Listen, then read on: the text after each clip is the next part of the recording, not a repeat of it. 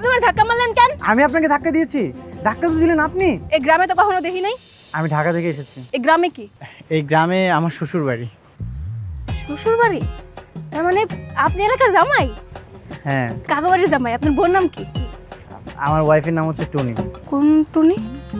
জামালউদ্দিন সাহেবের মেয়ে, উত্তরপাড়ায় বাড়ি। ফাইজলামি করতেছেন নাকি? আমি আপনার সাথে ফাইজলামি করবো কেন? Okay wait, I give you proof.